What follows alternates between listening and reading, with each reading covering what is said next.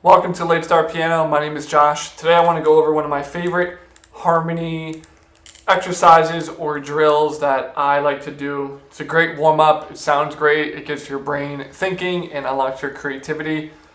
And it's very, very simple to do even if you're still a beginner player. This is something that you can use to expand your music theory concepts, to get your hands moving, to work on different chords, different inversions, chord extensions, all of that all in one. So, very simple game. All we do is play one note in the right hand. So you can pick any note that you want. We can pick G, we can pick D, we can pick D flat, E flat, whatever you want to do. Pick a random melody note, I would say above middle C. So let's say from here up to here range, somewhere in between these octaves. Pick a random note so that our left hand can play a little bit higher, so it won't sound so muddy if we're playing the left hand down here. If we play the right hand higher, we can also play the left hand higher to give ourselves a little breathing room. So that's one of the first rules that we're going to do. So play one note in the right hand only. Left hand is only going to be triads. So you can play any triad that you want in any inversion, but you can't have, 4-note voicings in the left hand, triads only. And what we're going to do is we're going to play our melody note and pick a chord. So let's pick G since we already started with that. And we'll pick F major. So now we have F major in the left hand and G in the right hand. Now this is really like an F9 or F add 9 chord because we have the triad and then we also have this G, which would be the ninth, right? 1, 2, 3, 4, 5, 6, 7, 8, 9. So this could be the second or the 9 depending on how you want to look at it. Then what we're going to do is we're going to change the left hand only while keeping the right hand the same. And what you want to do is find something that has another relationship with the G. So we said in this case with the F, this would be the ninth. So this would be like an F add 9 chord.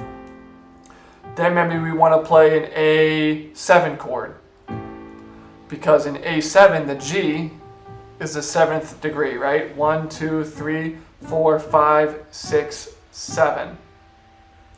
So we had the 9th degree. This is the 9th of F major. Then that same note becomes the 7th of A major. Then we can do something like this. So this is a B flat, just in that second inversion. So this is like a B flat add 6. Because again, here's the 1, 2, 3, 4, 5, 6. That G is a 6th degree. So already we have the F add 9. Then we move to that A7. Then we move to that B flat add 6. Then maybe we can do something like this C sharp major with the flat 5. In the right hand, this would be the flat 5 because in C sharp major, in C sharp major, the 5 is normally G sharp. So since we're playing G natural in this case, we can call that a C sharp flat 5. And then maybe we can make that into the major 7 of an A flat major. So already we had this, F add 9. We had the A7, B flat add 6, C sharp flat 5. Have that tension between these two notes. Then we had, I think we said B flat add 6, and then that A flat major 7. And what you can do is you don't want to think about this too much. You can also just play random notes and try to figure it out from there. So say we want to play like a G flat.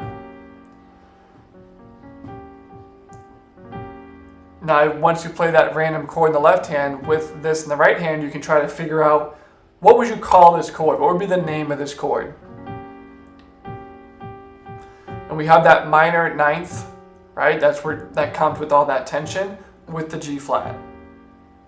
So we could call it G flat minor 9 chord maybe. But back to what we were doing before, so to play it for you in context, you can just kind of change chords on every third beat. So if we had 1, 2, 3, 4, 1, 2, 3, 4, 1, 2, 3, 4, 1, 2, 3, 4, 1, 2, 3, 4, back to our starting point. And of course you can speed that up, maybe add a little bit more rhythm in the left hand.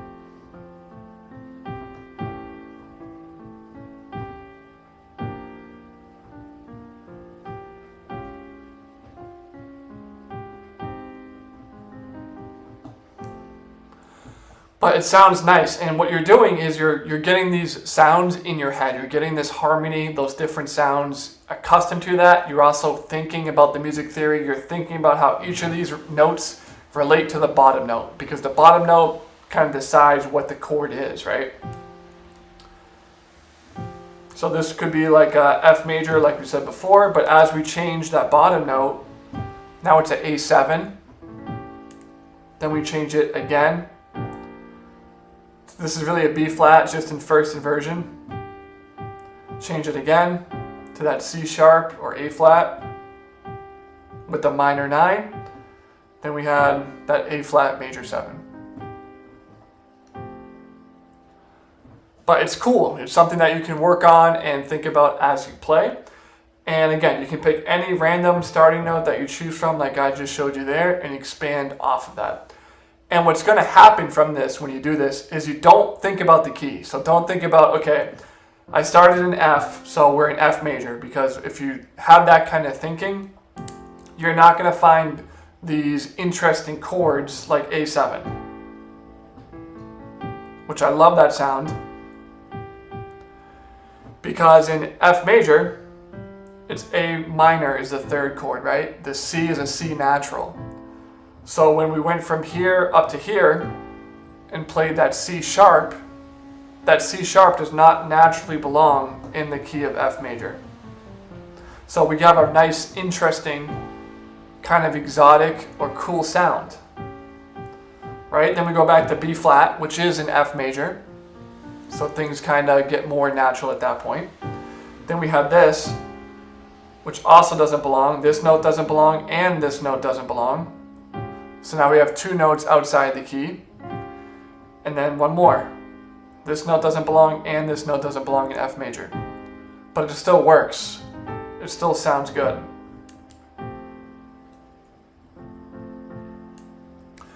So again, just a couple rules just to recap. You just want to have one single melody note in the right hand.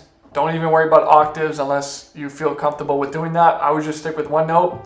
Play that melody note a little bit higher up, somewhere maybe from this F to this F, or from this G to this G, so that you can have some room. Then your left hand, you want to play around here. I would say don't go lower in the left hand than this C. This C in your left hand should be the lowest note. Once you get lower than that, things start to sound a little bit more muddy. So try to at least stay there as a bare minimum. And if you can, play a little bit higher.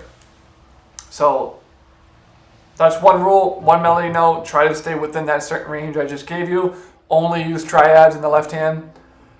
And don't think about what key you're in. Don't think about what key you're in. Just kind of mess around.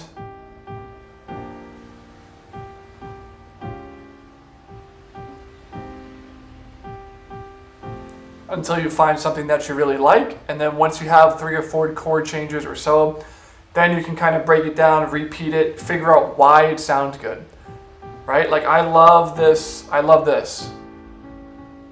And then once you get more advanced, you can kind of realize, okay, let's pretend that we are in F major just for this example.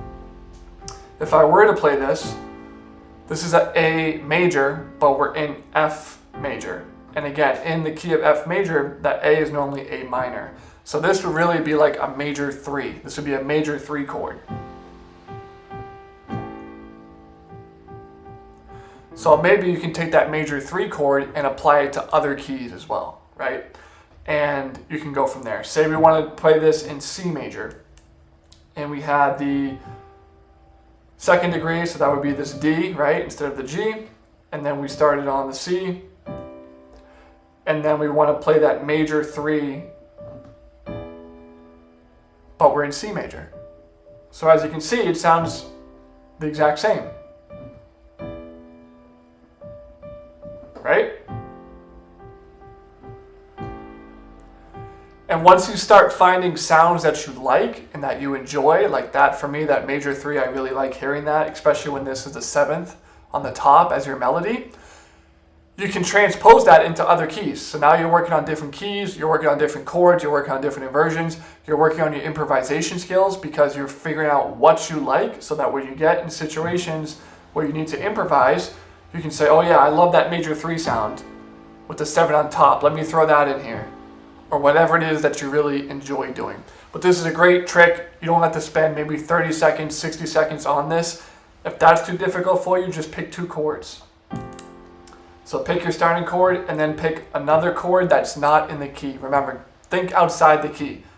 Even if that means just playing random notes. Like that. And this would be like a E flat, kind of an E flat 7, because this would be the 5th of E flat in the melody note. And then we have this D flat, which would be that 7th degree. And just pick random chords and try to figure out what you like, what you don't like, and what you would name that chord in the real world. So hope that helps. Any questions, comments, let me know below. I am offering piano lessons right now via Zoom. Get started with that. Just leave me a comment down below and I'll get back to you. We can set up a day and a time that works best for you. I also have a completely free PDF that's linked in the description below. It has 34 essential tips for the adult beginner to help you get to playing piano as fast as possible. And again, it's completely free. My name is Josh, and I hope you have a great rest of your day.